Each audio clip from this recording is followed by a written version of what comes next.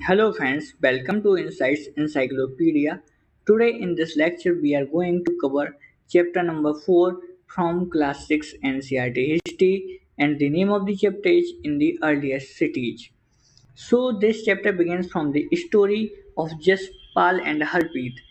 They were playing cricket, and the outside they noticed that some people were admiring at the dilapidated old building. And the dilapidated means the old architecture that has broken pieces. And the children called that a haunted house. So one of them are discussing look at the architecture, and second one seen the fine wood carving, and they are discussing to write the minister for the restoration of the house. So wonder how they are describing the haunted house like this. So the children are amazed, and so from this story we are depicting that this chapter deals with the artifacts or the structure of the ancient time. So in this chapter we are going to see some of the paintings or the seals or the materials that the ancient people using.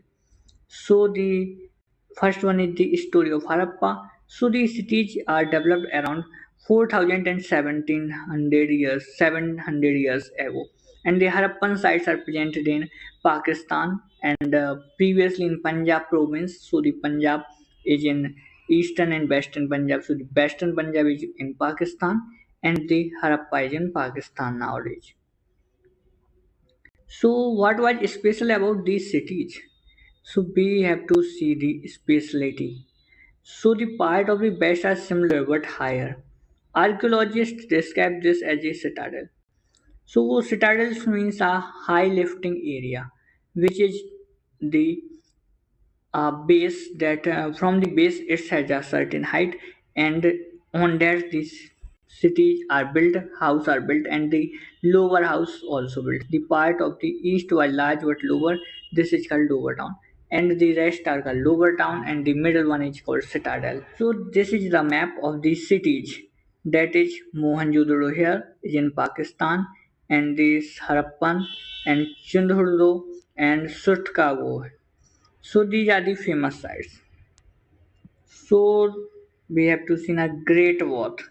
So this is the scene of the Great Bath, and Great Bath in Mohenjo-daro and Harappa we are found Great Bath, and they are used for the ceremonies bathing. Bathing, the priest or the high class people have to bath in these baths in a auspicious days. House and drains of the stage. So how bricks were arranged to build walls in Harappan city. So this is the structure of the bricks that was arranged in Harappan cities. All three houses, drains, and street were probably planned and built at the same time. So the basically structure of the colony uh, is very efficient in today's manner also. They have the houses with drains and streets. So these are the planned construction are going at that time. Life in a city. So these are the pictures. A street. This is the drain above a bell. So bell is also mentioned. And this is the seal from the Harappan seal. It's the Harappan seal, and these are the terracotta toys. Means they are made from the terracotta, clay, sand, or the soil or basic types. So these are found here. New crafts in the cities we also find. Stone beds we get. Notice how carefully the precisely these beds are shaped. These were made of charred kind of stone, and these were probably used to bait precious stones or metal. So these are the baiting units, baiting units. Today we have the uh, clothes or the Beijing measures is of iron, but that time they had the stones of same kind. And in rice with BC beads, many of these were made of the Carnelian, a beautiful red stone. The stone was cut, shaped, polished, and finally a hole was bored through the center of that string could be passed through it. String could be passed through it. So these are the stone made beads. And far right are stone blades. These are the stone blades. And on bottom, this is the embroidered cloth that was on the statue of the Mohenjo-daro shows him wearing an embroidered garment. So from this we can depict that the ancient peoples are using the cloth with embroidery designs. And our new word is faience. So what is faience? Faience is a material that is artificially produced, and that is a gambas used to shape sand or powdered quartz into an object. So the object glazed, resulting in shiny glassy surface. So the color of the glaze were only blue or sea green. So fines are was used to make beads, bangles, earring, and tiny vessels. So this is a particular type of material that was used at that time for the production of the bangles, earrings, or beads. Terracotta and fines. So terracotta is of sand part and the fines is of bluish or green bluish part material in search of raw materials. So from where they got the raw material? So the Harappans probably got copper from present-day Rajasthan and even from Oman in West Asia. So from that you get to know about the trades. So they are having the trades with the trade relationship with the Oman. Tin which was mixed with copper to produce bronze may have been brought from present-day Afghanistan and Iran. So from this, you got to focus on the tin. So tin was basically not produced in India in a large quantity, and so you can also find the lesser quantity of the bronze statues in India because we have to import the tin from the far countries like Afghanistan and Iran. Gold could have come all the way to the present-day Karnataka and precious stones from present-day Gujarat, Iran, and Afghanistan. And gold we are found in KGF, Kolar goldfield mines of Karnataka, and the stones are also from Gujarat because we have the large coastline sea. So in Gujarat or in Mumbai, Maharashtra, we find the basically a different type of stones, precious stones. And this is a picture of the goods carried from one place to another is a cart that are used in ancient times. So the Harappans food for people in the cities. So what kind of foods they are eating? They are getting grew wheat, barley, pulses, peas, rice, sesame, and linseeds and mustard. These are the common crops that the Harappan people are growing. And for this, they are also using a plow. Below that was of the bones or the from the wood structure, and also you can imagine of the iron wood below because iron found in abundant quantity in India. So this is the toy plow today in many farming communities. Only men use the plow.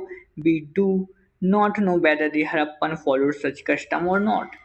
So, in the previous chapter, you find that the women are indulged in the farming process. They are looking after the ground, seeding the ground, and the watering of the ground. All the stuff they manage, and the means of the community go for hunting. And in Harappan, we don't get any incidents or instances about that. In farming, only men indulge, or women, or both of them. So there is only a possibility that the mostly work is done by women and then some of the from men's side also. Look at the closer look in the Harappan town in Gujarat. So this is the Harappan town of Gujarat. A city Lothal stood beside a tributary of Sabarmati in Gujarat. So the Lothal area is on the river banks, close to the Gulf of Khambat. It's near the Gulf of Khambat. So from basically you notice that the Lothal is now using as a shipment base or dockyard. So this is the picture of the dockyard of Lothal. This huge tank may have been a dockyard wherever boats and ships came in from the sea and through the river canals. Goods were probably loaded and unloaded here. This was an important center for making objects out of stone, cells, and metals. So here the work of the carving out the stones and their cells and metals are done here. Many seals and ceilings are the impression of seals on clay were found in the storehouse, and we found them in storehouse there. So this is the highlight of seals and ceilings. Seals may have been used to stamp bags or packets containing goods that were sent from one place to another. So this is the present day also seals are used so to secure the metals or the products that we are sending from one place to another. After a bag was closed or tied, a layer of the wet clay was applied on the knot and the seal was pressed on it. The impression of the seal is known as sealing. So the sealing is done in that process. And today we are uh, getting to know about the sealing from the we from heating a glue, and then we press a stamp on that and the red marks are appeared, and that is the sealing. So sealing was intact, one could be sure that goods had arrived safely. So it is for the safety of the goods. And the mystery of the end. So this is the best paragraph. You have to focus on that. Around 3,900 years ago, we find the beginning of a major change. People stopped living in many of these cities. Writing, seals, and beads were no longer used. Raw material brought from long distances became rare. In Mohenjo-daro, we find that garbage piled up on the streets. The drainage system broke down, and new, less impressive houses were built even over the streets. So, why this all happens that the civilized society now becoming uncivilized? They are not using the effective means of how their work they are doing previously, and now they are becoming lazy, or what happens in this? So we are not sure. Some scholars suggest that the rivers dried up. So these are the suggestions that are made from the scholars or archaeologists.